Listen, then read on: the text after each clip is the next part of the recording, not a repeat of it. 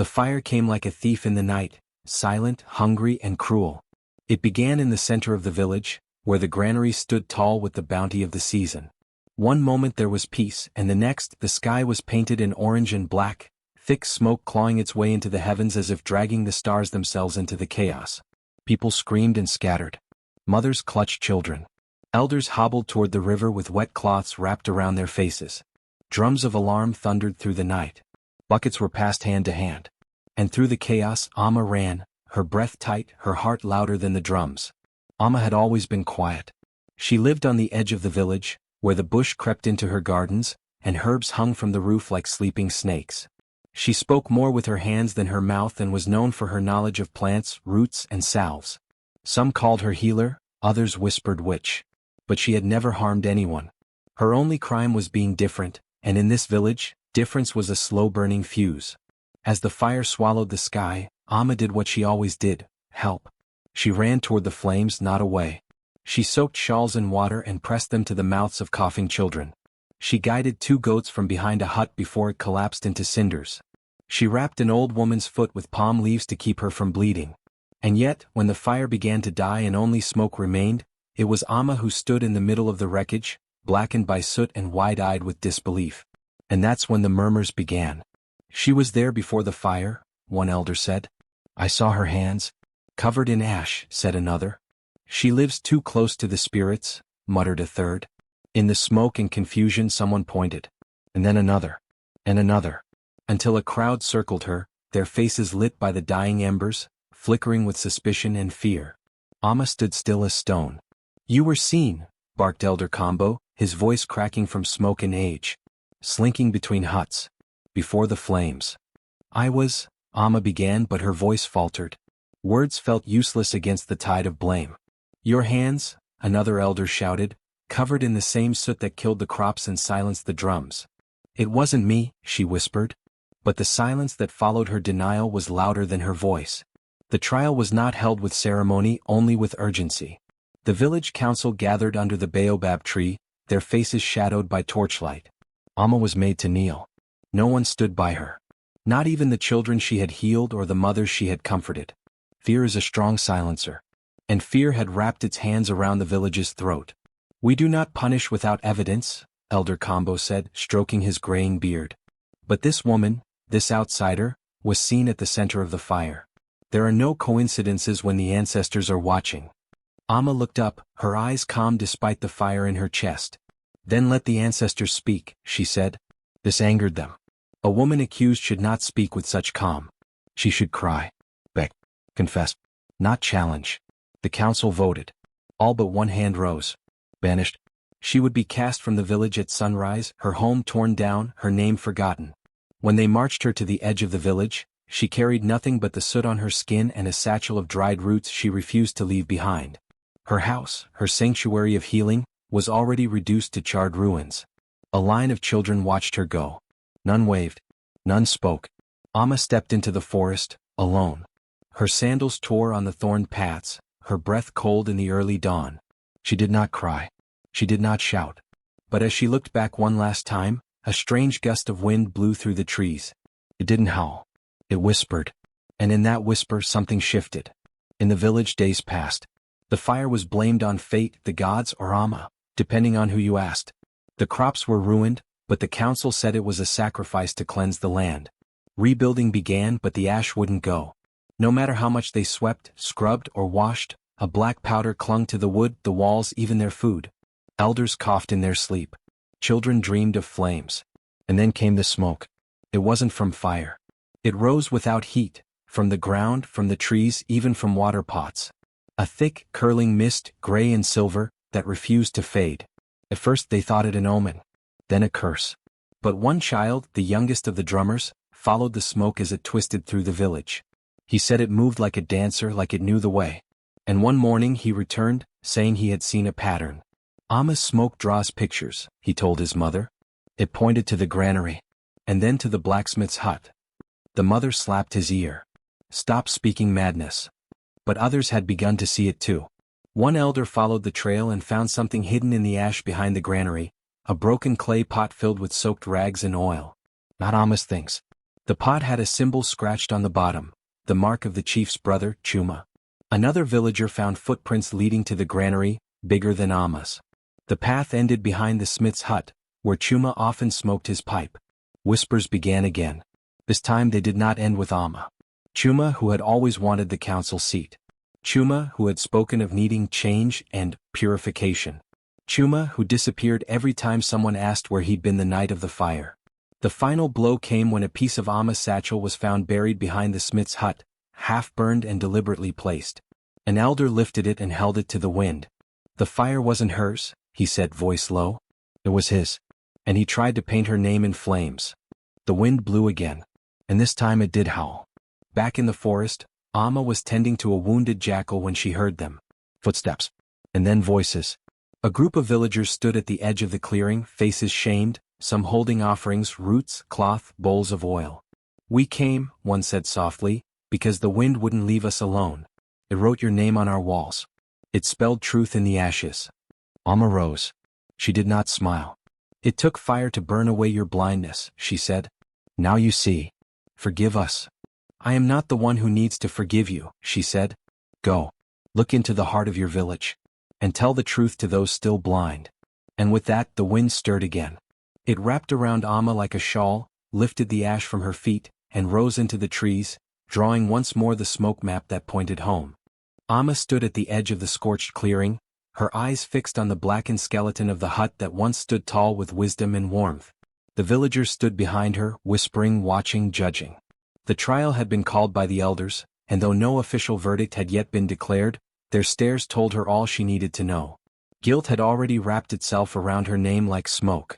The hut had belonged to Mama Kofi, the oldest woman in the village, a keeper of stories and herbs and a silent friend to Amma. Mama Kofi had often said little in public but would speak in riddles when the moon was full. She had been the one person who taught Amma how to blend root and bark, how to listen to the land and read its moods. Now she was gone, her body never found, only ash where she once sat in her rocking chair.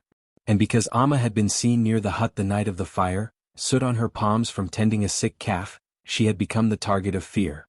The elders called it unnatural. They whispered of cursed hands and women who speak too little. Amma stood in silence as they questioned her, not out of guilt but out of pain. Her words felt trapped, scorched inside her. But her silence only fueled their certainty. After the hearing adjourned, Amma returned to the burned hut, her feet stepping lightly across the fragile remains. Charred wooden beams cracked under her weight, but she moved carefully, her eyes scanning every corner of the wreckage. She wasn't sure what she was looking for, maybe proof that Mama Kofi had escaped. Or maybe something that could unravel the mystery that had scorched her name. Then she saw it, faint marks in the ash beneath where the floorboards had once been.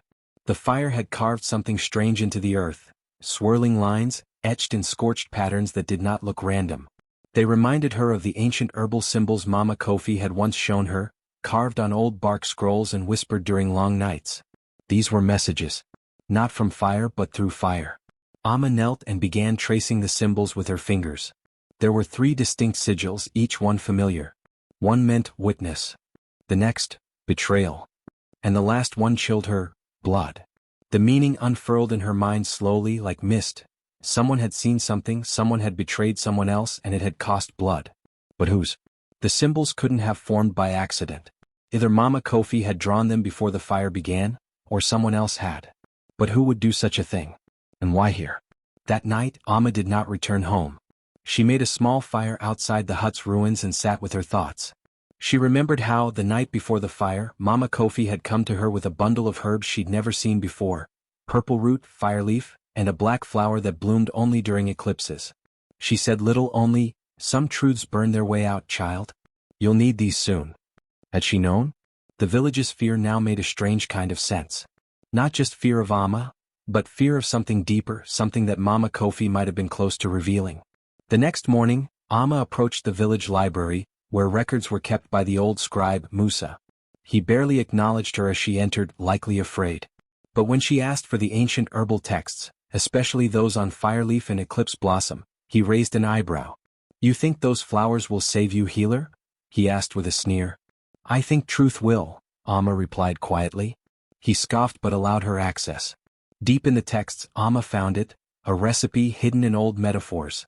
A concoction that, when burned in the air, revealed hidden ink, secrets inscribed on wood or stone. Mama Kofi had prepared that hut with those herbs. She had meant for something to be revealed. Amma returned that evening, prepared the herbs as described, and burned them carefully near the symbols on the floor. As the smoke rose, thin trails of golden light began to emerge from the earth. They shimmered and formed words in the old tongue, only legible to those taught in healing lore. Amma whispered the translation to herself. They came in silence, cloaked in envy. Not one but two. One bore fire. One bore fear. I watched. I did not scream. I wrote. Let this truth rise when I do not. It was a final message. Mama Kofi had seen her attackers, and they were from the village. More than one. The fire had been no accident. With trembling hands, Amma copied the message onto bark, careful to preserve every word. She knew now what she had to do. Her silence had protected her heart from the pain of being accused. But it was truth that would save her name, and perhaps the soul of the village. The trial would continue in 2 days. She would be ready. The days that followed should have been quiet, but they weren't. Not for Amma. She had been cast out to the edges of the village like a disease, her hut relocated near the twisted trees where children were warned not to play. Her name, once whispered in thanks by mothers and hunters alike, now floated like a curse on every tongue. The elders had not officially sentenced her, but their silence had. No one brought her food. No one sought her help. Even the animals avoided her path. But Amma did not retreat into despair. Her body moved through exile, but her spirit stayed anchored to the scorched center of the village, the place where truth had caught fire and tried to speak. And it was still speaking. Every morning, long after the fire had supposedly died, smoke continued to curl upward from the charred ruins of Mama Kofi's hut. It wasn't the thick, gray smoke of wet wood or lingering heat. This smoke moved with intent, thin and silver like thread being pulled from the fabric of the air.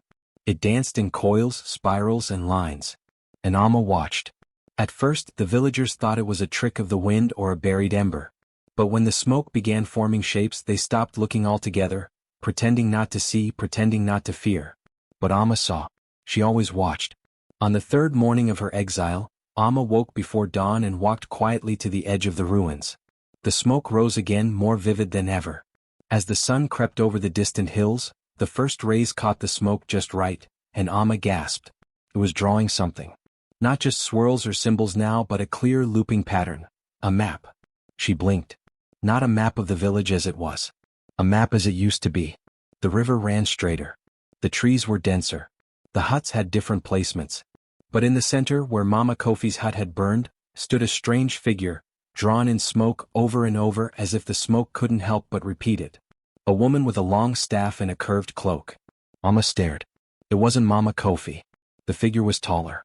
And the smoke always showed 2 shadows behind her, their forms barely distinguishable. One held something like a torch. The other a curved blade. Amma's breath caught. The message in the smoke was not just memory, it was truth reliving itself. She needed to understand it. So every day at the same hour she returned and watched. Each time the smoke showed more. A path through the trees. A circle of stones. A place just outside the village, marked with 3 stacked rocks and an X-shaped branch. On the 5th day, Amma followed the trail.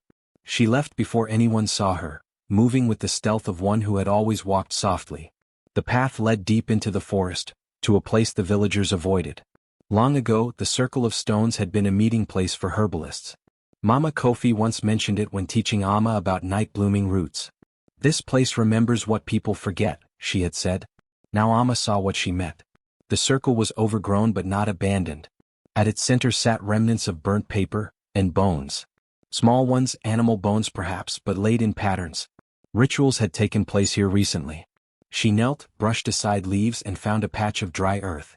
Symbols carved in lines, the same as in the hut. But different words. She read them aloud softly.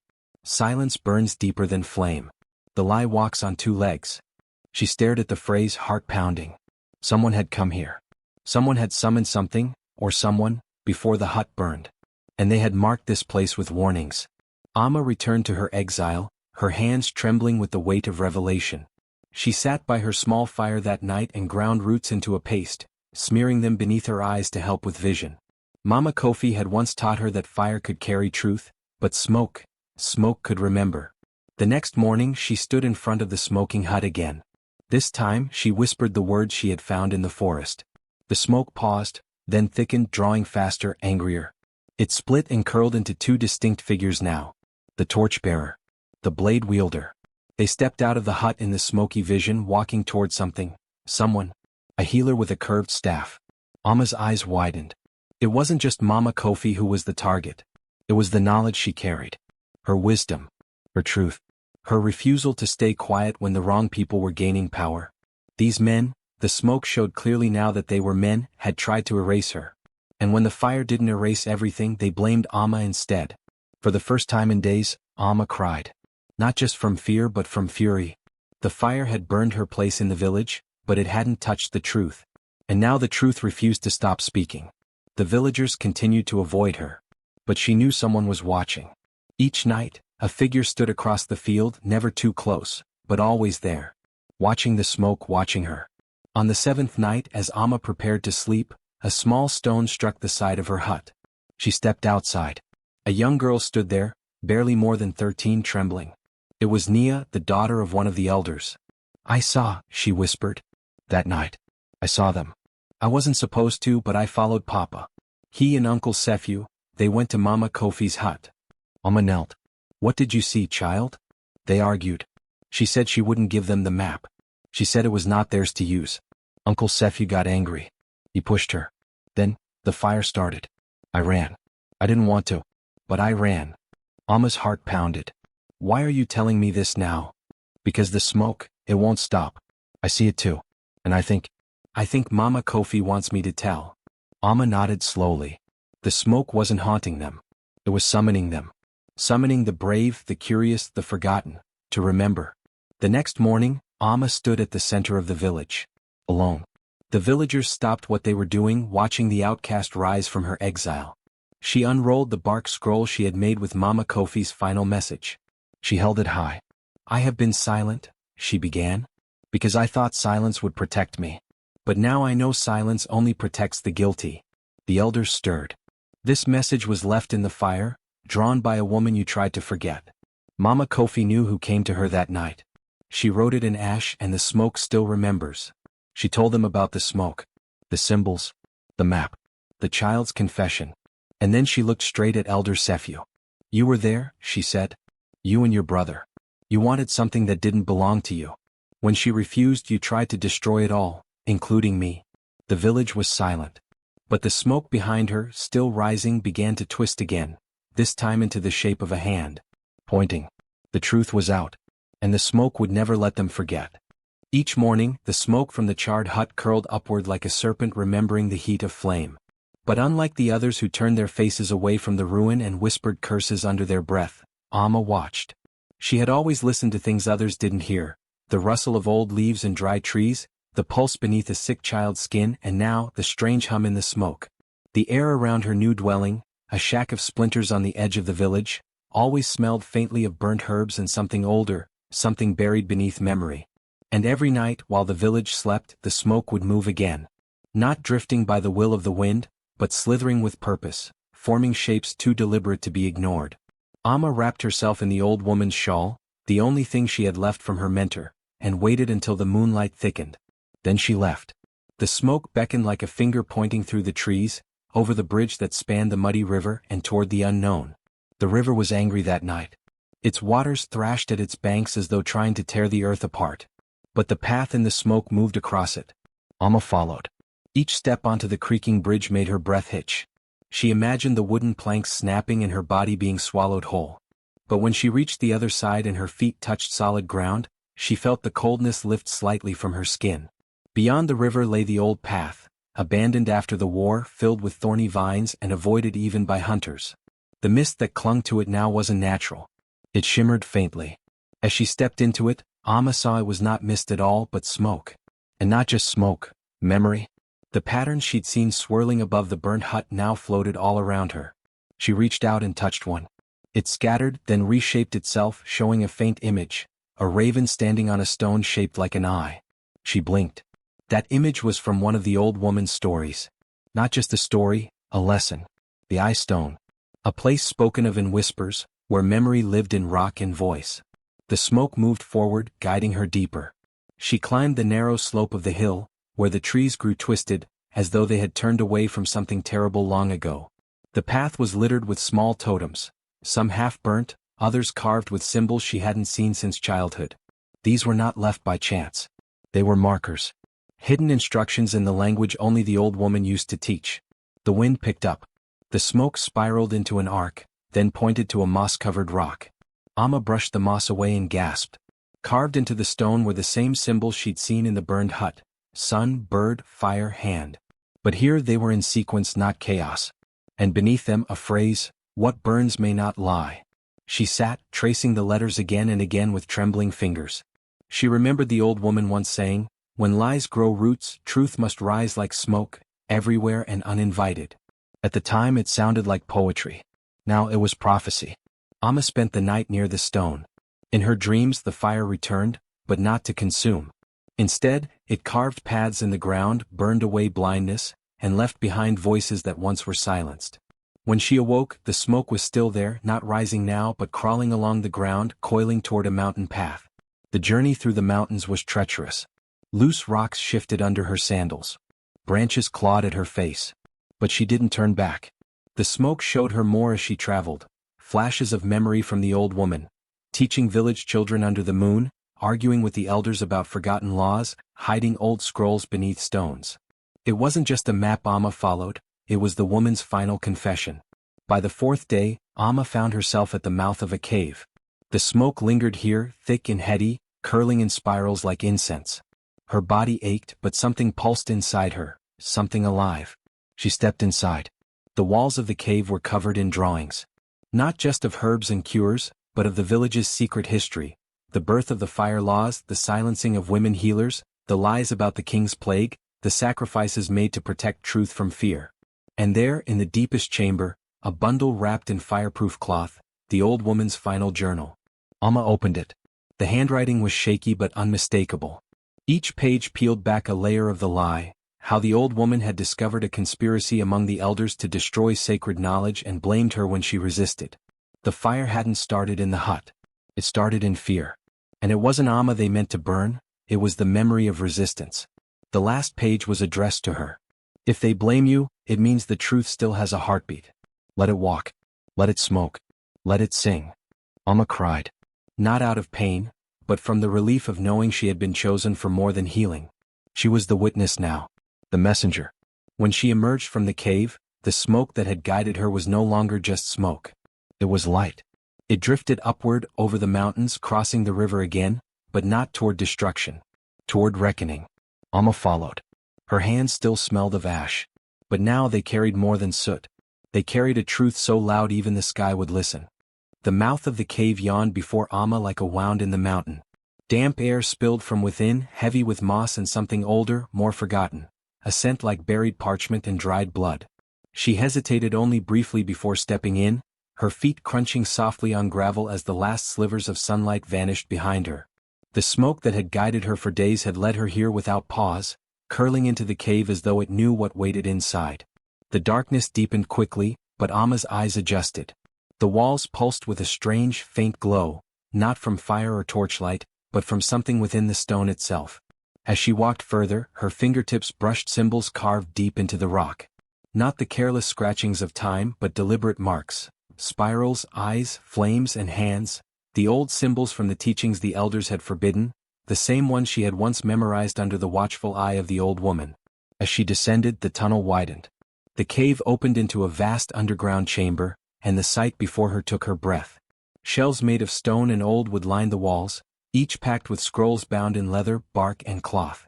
Some were crumbling, others surprisingly well preserved. The air was still and reverent, as though even time dared not intrude too loudly here. In the center of the chamber stood a stone table, and on it lay an open scroll, unfurled as if waiting for her. Amma approached, her heart thudding with each step. The handwriting was neat but weathered, the ink faded yet legible. She began to read, and with every word, the weight of truth settled heavier on her shoulders. The scroll was not just a record, it was a confession. Dated nearly 3 decades ago, it detailed a meeting between the village's most powerful elders. Amma recognized several names, men she had grown up fearing, who still sat in the circle of council today. The scroll described a sickness that had begun to spread among the people, one that the elders could not explain or cure. In desperation they had turned to the sacred texts the women healers had protected for generations. But the women refused to hand them over. The knowledge, they said, was sacred, and not meant to be used by those who sought power over healing. That refusal had sparked anger, then fear. The scroll spoke of a pact, a dark oath taken in blood, in which the elders promised to destroy the old ways and rewrite the past to place healing and wisdom in their control. Amma's hands trembled. She had known the fire that killed the old woman wasn't an accident. But now she understood, it had been the final act in a plan decades in the making. She moved from shelf to shelf, pulling scrolls at random, reading names and dates and stories. Here were lists of women condemned for disobedience. There were teachings never shared with the younger generation. Recipes for forgotten medicines. Rituals of mourning, of birth, of protection. Hidden lineages, including her own. Amma found her grandmother's name, etched alongside others who had vanished without explanation. She had not left the village as they'd told her. She had been silenced. In the corner of the cave, beneath a woven cloth, Amma found a box sealed with wax and bound with a leather strap. When she broke the seal and opened it, she gasped. Inside were fragments of a burnt journal, and pages that had clearly survived the fire that destroyed the old woman's hut. The handwriting was familiar. The first words struck her like lightning. If you are reading this, the fire reached me, but not my voice. The journal pages detailed the final days of the old woman. She had uncovered the truth, that the recent fire was not the first, but the latest in a long line of purges. The elders had maintained control through fear and manipulation, erasing the sacred traditions to make the people dependent on them. The smoke Amma had seen in visions was not random, it was the memory of truth trying to surface. The fire hadn't wanted to destroy. It had tried to speak. One entry chilled her the most. The old woman had written of a child, a girl born under the same blood moon as Amma. A child marked by dreams and signs, who would one day walk into the dark and return with the names of the forgotten. The old woman hadn't just mentored Amma out of love or instinct. She had been preparing her. Amma sank to the ground. Around her, the cave pulsed with silence, but it no longer felt empty. She was surrounded by voices, too long silenced, but still alive in ink and memory. She thought of her village, still living beneath the rule of the same elders, still speaking half-truths and legends rewritten to fit a broken narrative. She thought of her mother, who had died without ever knowing why her own mother disappeared. She thought of the other girls, forced to serve without question, their hands tied with invisible string. And Amma wept, not with sorrow but with clarity. The fire hadn't taken her future. It had handed her a key. She rose and began gathering scrolls, bundling them in the old shawl wrapped around her shoulders. She would not take them all, the cave must remain a sanctuary. But the village needed to remember. Needed to see the names. To see that the past wasn't what the elders said it was. Before she left, she traced a single symbol on the cave wall with her finger, a flame encircling an eye. She whispered the old woman's name, then her grandmother's. Then her own. Amma. The name echoed through the chamber, caught in the curves of stone and shadow, and returned to her with a quiet strength. Outside the sky was darkening. The smoke had returned, curling around the mountain like a ribbon. But it no longer led her, it followed. She was not the girl seeking truth anymore. She was the bearer of it. And truth, once found, does not stay silent. Amma had not spoken a word since the day she left, her silence a shield against the weight of betrayal. But her steps had been sure, her purpose growing stronger with each night she spent under the stars, the whispers of the old woman echoing in her ears. Now, with the scrolls in her arms and truth burning behind her eyes, she stepped back into the village, not as a broken exile, but as a vessel of justice wrapped in the scent of ash and the voice of wind. The villagers noticed her long before she reached the center. Children tugged at their mother's hands, elders paused mid-conversation. No one had expected her return, and certainly not with the calm strength in her stride. Word traveled fast. Amma was back and she had summoned all to gather beneath the smoke tree by dusk. The smoke tree, ancient and wide-limbed, stood at the heart of the village. Its roots dug deep into the soil, twisted like serpents guarding the dead. For years, it had been nothing more than a silent relic, a place of tales and warnings. But now it felt alive again. As the sun dipped low, villagers arrived in small clusters, whispering among themselves.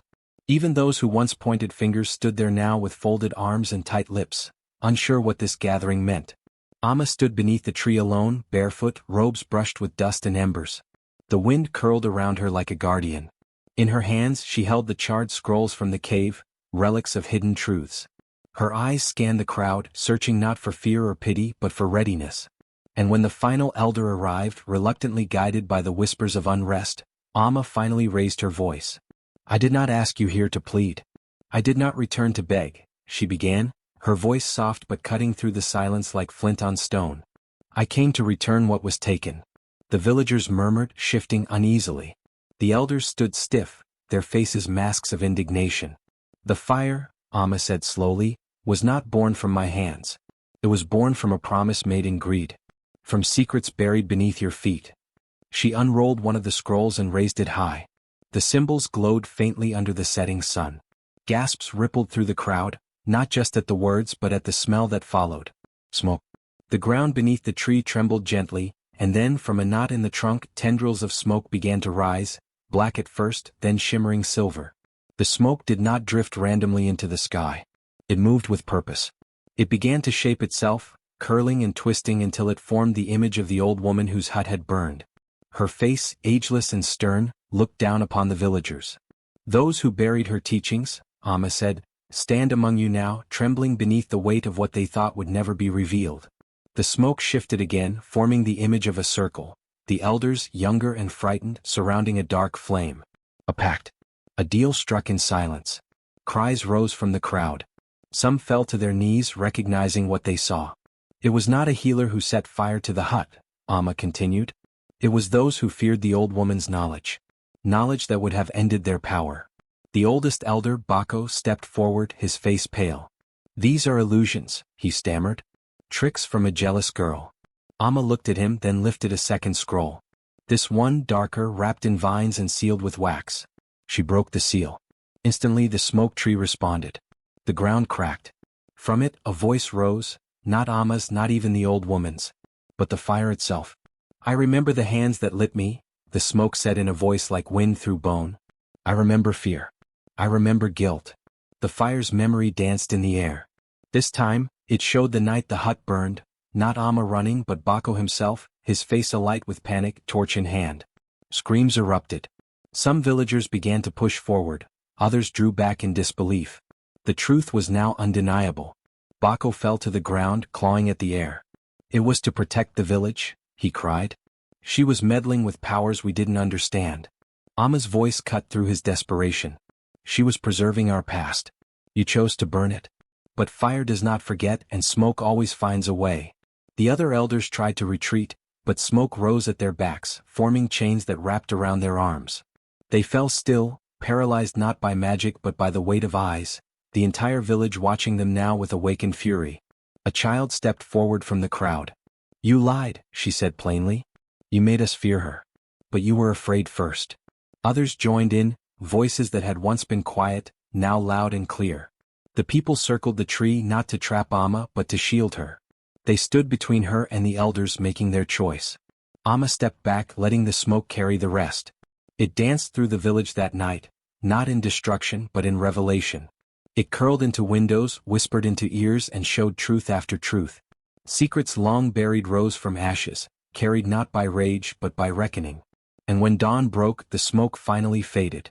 The tree stood still once more, but its bark now glowed faintly, etched with the story of a healer unjustly blamed and a village that nearly lost its soul to silence.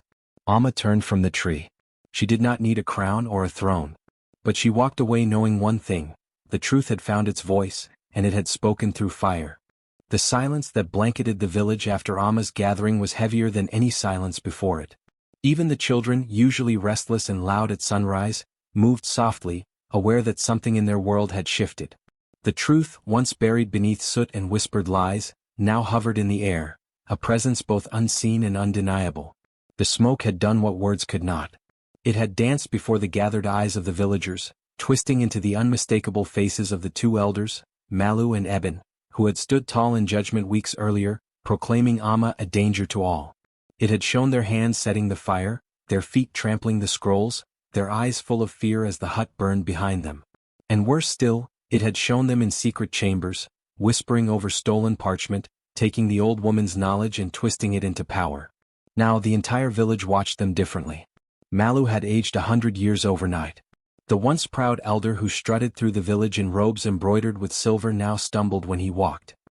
His voice trembled when he tried to greet the morning, and his wife would no longer meet his gaze. Eben fared no better. Once known for his laughter, the man was now a shadow, avoiding the eyes of children who once sat at his feet to hear stories.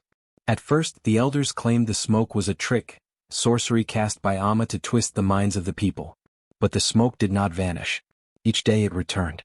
It curled from the charred remains of the hut, floated to the roofs of the guilty, and pressed against their windows like a watching eye. It brought coughing to those who lied and dreams to those who doubted. In the dreams, the truth replayed again and again. The people whispered now, but not about Amma. They whispered about the pact. The secret pact that had once only existed in rumors, half-spoken stories of a forbidden ceremony the elders performed to bind the village's power to themselves. In return, they silenced those who knew too much, like the old woman in the burned hut. Amma, though still marked by the stain of exile, began to walk freely again. Children followed her, asking about the fire, about the symbols, about the old woman. She answered only what was needed, never seeking vengeance. But her calm presence was more damning than any rage. The villagers began to turn, not in violence but in withdrawal. Malu and Eben found themselves alone. They sat one morning beneath the meeting tree, the place where elders once held court, waiting for the others to join them. No one came. The mat beneath their feet was left unrolled. The cups of morning cola were not poured. Not even the birds sang. It was Amma who approached, not as an enemy but as a reminder. "You still wear the cloaks of honor," she said quietly, her eyes on the silver thread in their robes. "But they smell of smoke now." Eben's hand shook. "You twist the wind against us. You stir the spirits." "I did nothing," Amma replied. "The spirits were stirred the day you lit the match." That night, the village called another gathering. Not under the ancient tree, but in the square where the hut once stood. Smoke still rose, gentle now like breath from sleeping lungs, and all who came felt its warmth. There were no elders presiding. The people sat in a circle. Amma stood in the center. She did not raise her voice. She simply told the story as it was, from the fire to the exile, from the symbols in the floor to the cave in the mountains, from the scrolls to the names. She laid them all bare. And when she was done, she stepped aside. Then the smoke moved. It curled around the villagers, rising like mist, and from it stepped the shape of the old woman, her spirit, eyes glowing with embers. She spoke no words but raised one finger, pointing to Malu and Eben. The villagers watched, breathless, as the spirit lowered her hand to the earth and touched the ashes. They burst into flame for a heartbeat, then faded, revealing the same symbols Amma had found on the hut floor. Truth burned into the world. Malu fell to his knees. "I did it to protect us," he cried. She was going to unbind the village, break the old ways. She was going to share what belonged to everyone, someone shouted. "You stole her voice," another said. "She only wanted to teach." Eben collapsed beside Malu, unable to speak. Tears streamed down his face as children stepped back from him. The people began to murmur, some in anger, others in sorrow.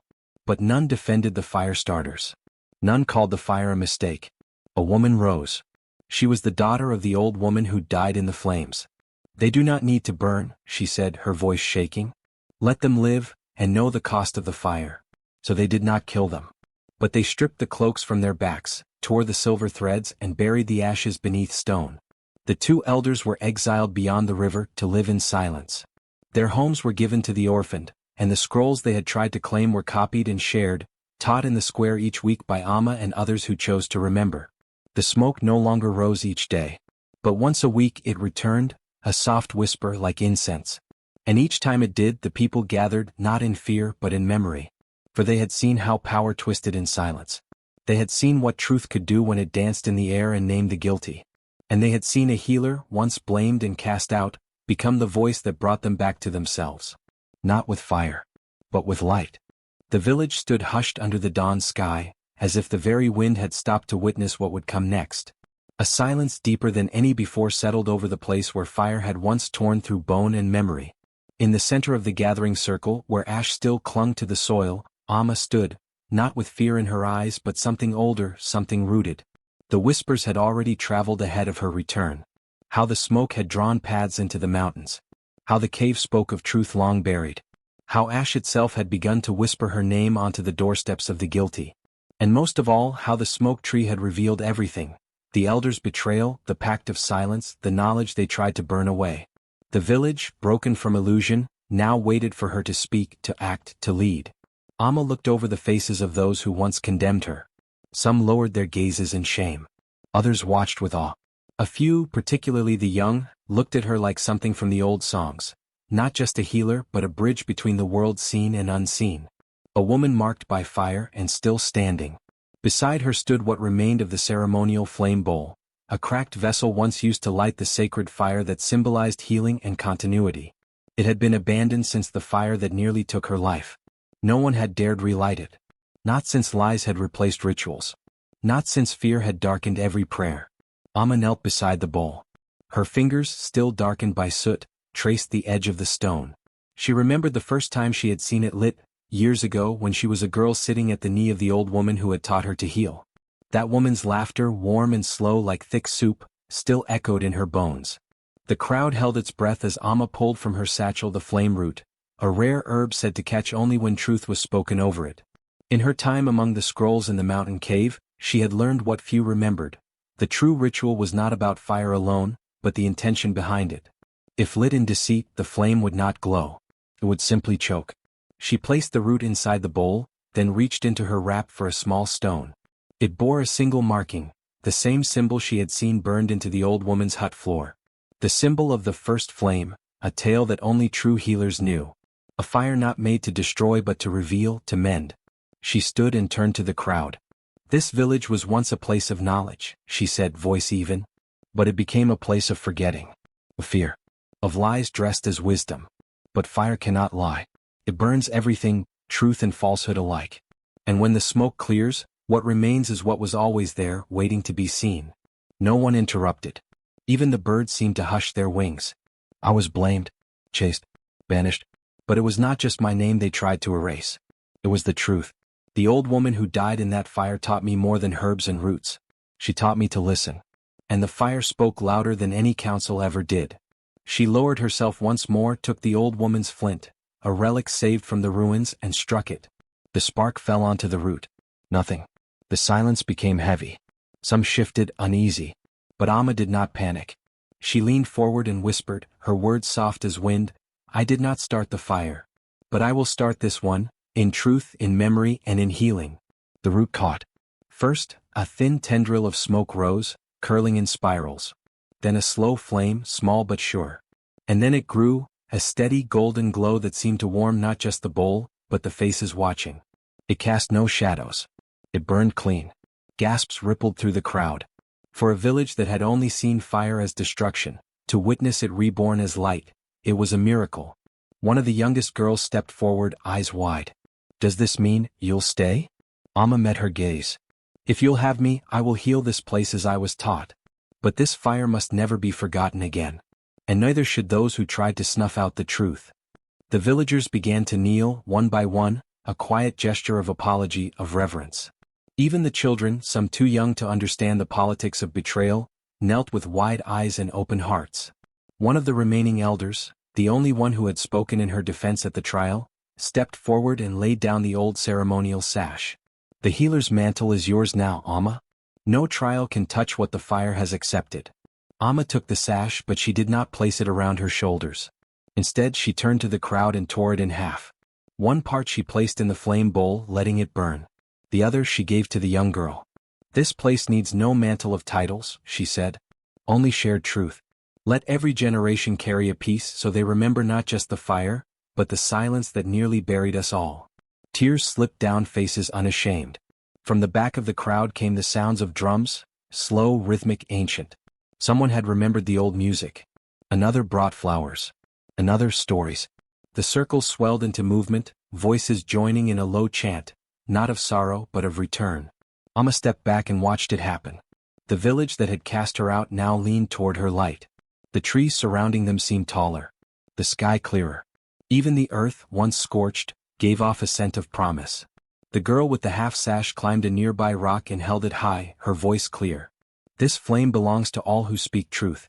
And to Amma, the flame keeper. No one objected. That night the flame was kept burning. They did not douse it with water or sand. They let it live, guarded in shifts, honored with songs. Amma sat by it long after the others had gone to rest, feeding it bits of dried herbs and old letters once written by the healer who raised her. She whispered into the fire, not for it to listen but so she could remember. "I carry your name, old mother," she said, "but I walk in mine. And I will teach them to walk in theirs." The stars blinked above her, quiet witnesses. The flames danced in response, casting shapes across the village walls, of roots, of rivers, of women standing tall through storms. In the morning, smoke would rise not as accusation but as offering. The village, once divided by fear, now stood in the light of something real. And in her hands the flame did not tremble. It pulsed with purpose, reborn. The village children sat in a circle, wide-eyed, the way only young minds full of wonder could be. Amma stood before them with a small fire smoldering behind her, not to warm, not to cook, but to remember. The smoke curled into the sky, slow and gentle, dancing like a quiet story whispered to the wind. Amma did not speak at first. She let the smoke move, let the children watch, let their own thoughts reach up like fingers trying to catch clouds. "When I was younger than you," she began finally, "I thought truth was always loud. But it isn't. Sometimes truth is soft, like this." She waved her hand through the smoke. "It doesn't scream. It doesn't strike. It simply rises. And when it does, those with open eyes will see." The children leaned in. Behind them, the adults of the village stood watching, listening. Since Amma had returned, since the truth had burned its way through lies and secrets, things had changed. The elders who had once ruled through fear were no longer present. Their houses stood abandoned, their names now whispered only in warnings. The new council, made of mothers, farmers, storytellers and even children's voices, had asked Amma to teach not just healing but memory. The stone that bore her name had been placed near the remains of the burned hut. It was carved with simple words. She followed the fire, and found the truth. Not everyone agreed to place it there at first, but even those who doubted could not deny what the smoke had shown. Amma didn't ask for honor. She didn't ask for the stone. But when it appeared one morning she simply nodded. The truth, it seemed, had found a home in the very soil that once rejected it. Now, under the broad branches of the smoke tree, Amma shared the story not to glorify herself, but to ensure it was never forgotten.